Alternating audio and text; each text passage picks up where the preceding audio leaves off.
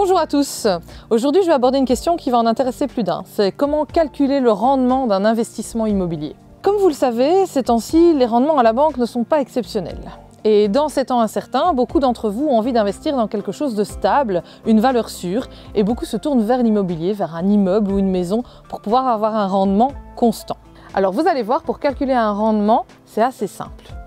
Vous prenez d'abord le prix de la maison que vous allez acheter. Prenons 100 000 €. C'est facile. 100 000 €, vous y ajoutez évidemment les frais d'enregistrement et les frais de notaire qui équivalent plus ou moins à 16 000 €.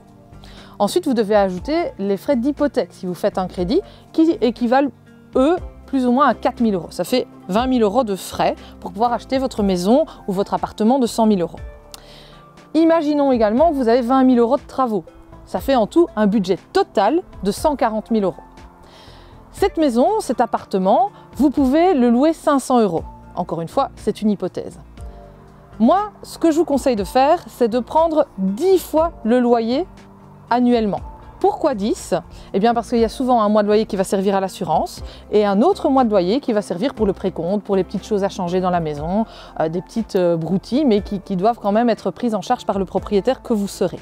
Pour calculer le rendement, vous prenez tout ce que ça vous rapporte sur l'année, donc 500 € x 10 égale 5 000 €, et vous divisez par les frais totaux, c'est-à-dire les 140 000 € que j'ai calculés tout à l'heure. Ça vous fait mine de rien un rendement net de 3,5 %. Avouez, c'est difficile de trouver de nos jours un rendement si important dans les banques ou dans la bourse sans prendre de risques.